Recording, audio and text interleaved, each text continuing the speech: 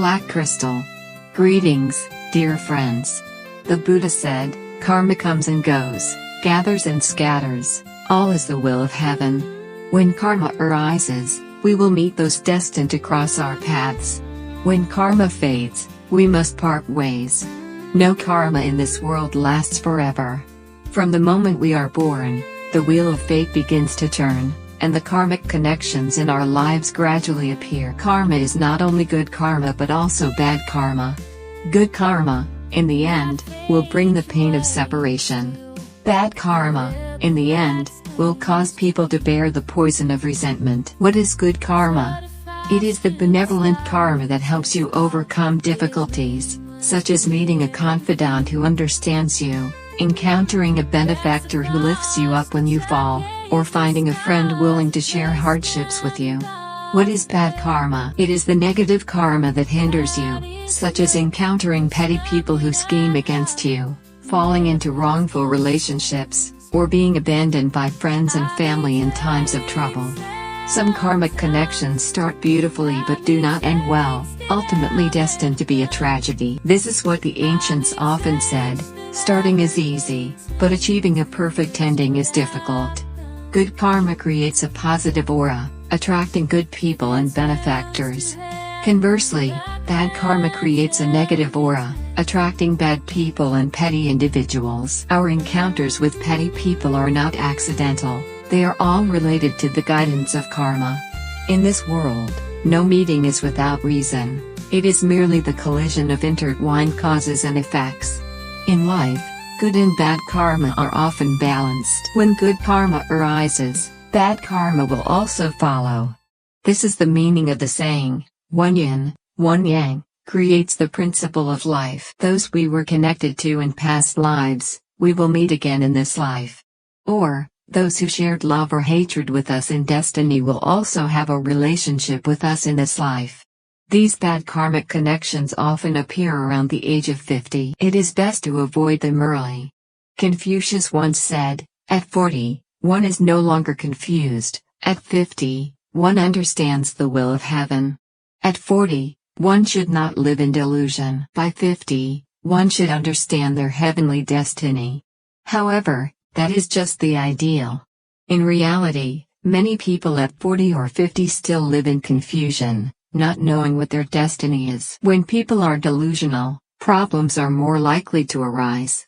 As the saying goes, the rope breaks at its weakest point, and misfortune finds the most unfortunate. If you do not handle family relationships well, petty people will take advantage. If you do not encounter good karma, bad karma will seize the opportunity.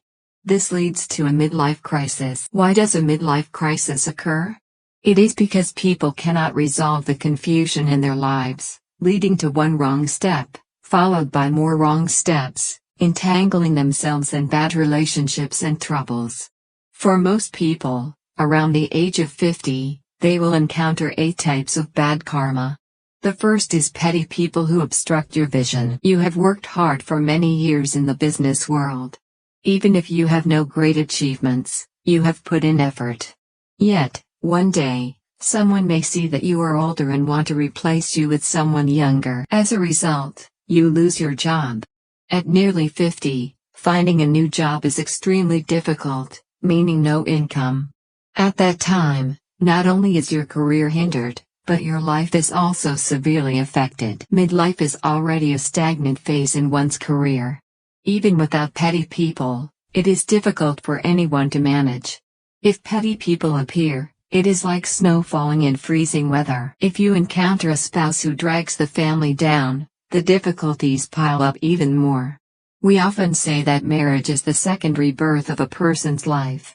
In essence, it is also the second turning point for a family. If you can find a good spouse, your family will gradually rise, helping a strong family become stronger and a weak family have a chance to grow. Conversely, if your spouse is not good, even dragging you down, your family can only decline. This not only affects one generation but can also impact 3 generations. People often say, marry a virtuous wife, prosper for 3 generations. Marry a bad wife, suffer for a lifetime. Marrying a good husband is fortunate, but marrying a bad husband means suffering for a lifetime. Whether men or women, when choosing a spouse, one must be extremely cautious, as your decision will affect the future of your descendants and the direction of your entire family. Do not think that choosing a spouse, getting married, or having children is just a personal matter. You must understand that, due to the butterfly effect, a small personal issue can become a big family problem. Children rebelling against parents is one of the difficulties many face at 50. Many parents want to know the truth. Are children born to repay kindness or to seek revenge? By the time they reach 50, this truth becomes clear. When children are young, they dare not argue or rebel against their parents. But when they grow up, especially when they start earning a living, they may begin to look down on their parents, even becoming their enemies. Especially in today's society, where financial pressure and material interests are increasingly high, many cases of children cutting ties with their parents have emerged, showing that children can indeed become those who come to seek revenge. An ex-lover returning after a long separation is also a type of bad karma. Usually, when you break up, the karma between you and your ex ends. From the moment you turn away, the two of you are destined not to meet again. The best outcome after a breakup is to go your separate ways. Each lives their own life, no longer entangled, and if possible, wish each other well and never meet again. Why should you never meet again? Because ex-lovers who once had deep feelings can easily turn that affection into unnecessary resentment, affecting both lives. If, after many years apart, your ex suddenly seeks you out, talking openly about feelings, it can only mean one thing. Nothing comes without a reason, and no deception is without theft. The relationship with an ex has ended. If they return, it can only be for two reasons. 1. They envy your success and deliberately want to sabotage you, or 2. They want to drag you down for their own purposes. At that time, you need to be extremely vigilant to avoid falling into their trap. In addition, being betrayed by relatives is also an inevitable karma. The ancients said, relationships between people are like water, sometimes full, sometimes empty. Worldly affairs are like clouds, sometimes dense, sometimes scattered. Human relationships are like tides, sometimes rising, sometimes falling. Who can guarantee that relatives will never betray? Life is like clouds in the sky, constantly changing, making it hard to grasp. Those close relatives you once trusted may betray you for their own interests. Those friends you once trusted may turn against you over some issue. Human nature is inherently unpredictable, as the saying goes, you can draw a tiger's skin, but not its bones. You can know a person's face, but not their heart. We can see a person's appearance, but we cannot fully understand their heart. You may think someone is kind, but in reality, they may be very malicious. For example, you collaborate with a relative in business. At first, everything goes smoothly, with no conflicts. But midway, they secretly set a trap for you, not only taking money and running away but also becoming your enemy. No matter who you are, in life, it is hard to avoid betrayal. If betrayed by an outsider, the feeling may not be too heavy, but when betrayed by a close relative, it is an unforgettable wound. In fact, those who have never experienced betrayal will not fully understand how malicious people can be. When faced with a major crisis, human hearts easily harbor evil intentions. In Romance of the Three Kingdoms, there is a famous story about King Gujian of Yue. After being defeated at the Battle of Gaiji and losing his country, to restore Yue, Gujian went to serve King Fushai of Wu as a slave, enduring all kinds of hardships. Throughout the time he slept on brushwood and tasted gall, his wife, Zhao Kang, his advisor Fan Li, his minister Wenjiang, and Zai Shi, whom he considered a gift to Fushai, were always by his side. Before restoring his country, Gujian was very grateful and treated his wife, Fan Li, and Wenjiang well. But after restoring his country, he completely changed. As soon as he returned to Yue, the first thing he did was kill his wife, who had shared hardships with him. Not only that, He also sacrificed Zaishi. Even Fan Li and Wenjiang, who had contributed greatly to restoring his country, were almost killed by him. Fan Li managed to escape, but Wenjiang was killed by Gujian, not meeting a good end. This is a type of bad karma, relationships that cannot end well, because people can share hardships but cannot share wealth. When a major crisis occurs, betrayal is often unavoidable, and tragedy follows. Betrayal for the sake of interests is not uncommon. As the folk saying goes, people die for money, birds die for food. People can do anything for money and fame, regardless of consequences. Just as a bird may risk its life for food, people may risk their lives for interests. Once, your spouse loved and cared for you, but one day, due to conflicting interests, they may become your enemy. Similarly, you and your children were once harmonious. Or you were always patient, or your children were filial. But suddenly, due to interests, conflicts arise. When money is involved, the parent-child relationship is hard to avoid cracks. When money is clear, feelings begin to fade. Therefore, people often say that mentioning money hurts feelings because human nature is inherently selfish, only pursuing interests. For money and fame, people can do irrational things, either fighting or cutting off relationships. More seriously, it can even lead to killing each other. Money is both an angel and a devil. An angel because it can help people live comfortably, not worrying about 3 meals. A devil because money easily exposes the dark side of human nature, turning good karma into bad karma. Just a moment of carelessness can be tempted by external temptations like wildflowers. When women travel, if they do not meet the right people, they may fall into the hands of unscrupulous individuals. As a result, not only do they lose money, but their marriage also falls apart, leaving pain and regret. For men, when socializing, if they are momentarily tempted by a wildflower, not only does their mind fall, but it also leads to conflicts with their spouse, losing family happiness, and ultimately, no good outcome. Wildflowers outside are always tempting for some men and women. For some men, they think the flowers outside are more fragrant than those at home. For some women, they also think the wild grass outside is more interesting. Why do they think this way? From a psychological perspective, people are often attracted to what they have never had.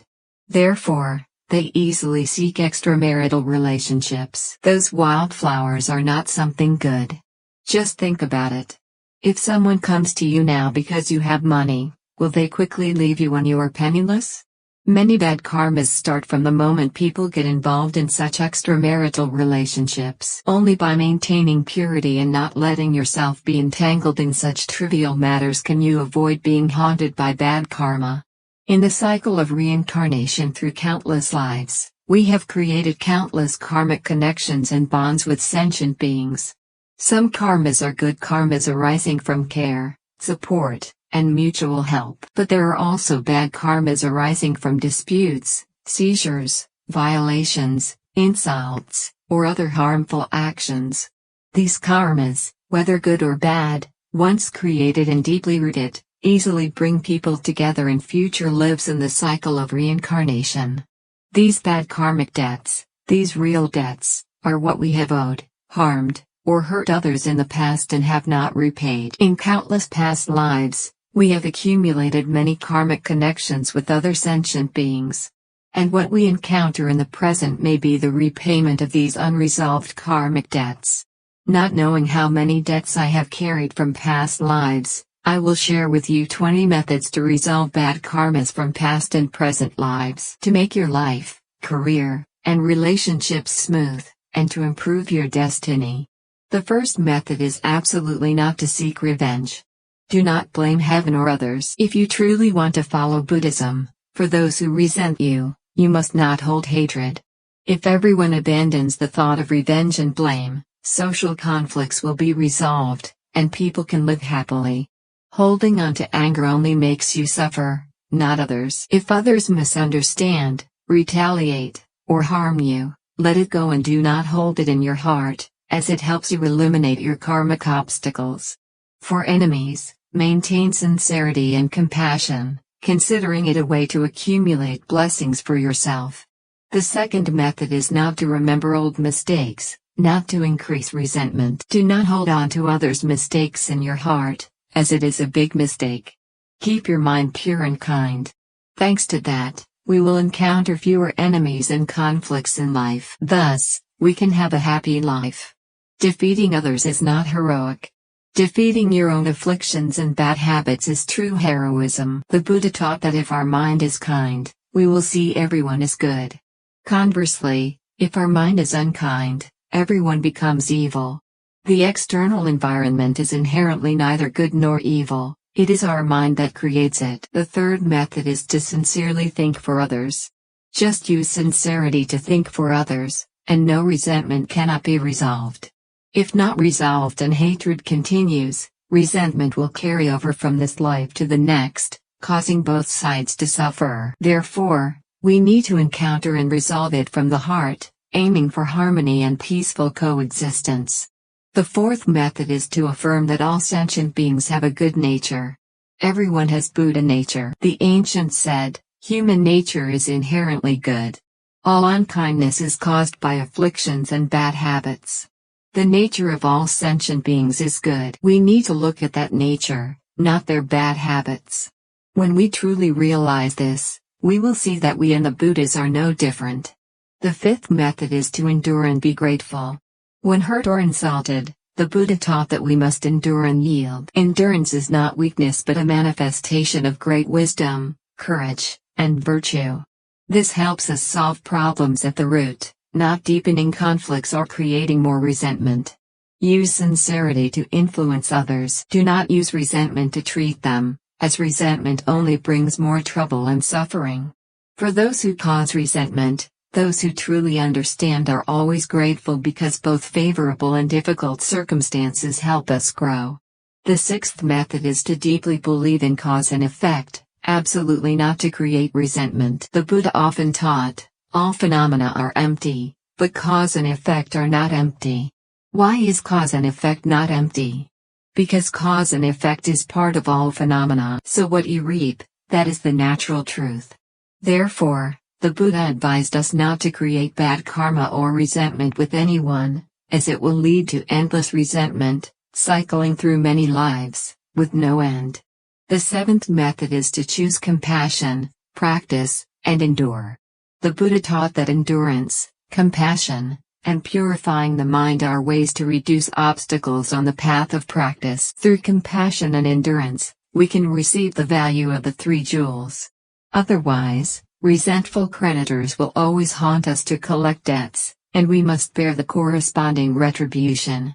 Therefore, we need to practice seriously, endure, and yield, not act impulsively. From the beginningless past to the endless future, even if we do not create resentment with anyone in this life, we may still encounter resentful creditors from past lives.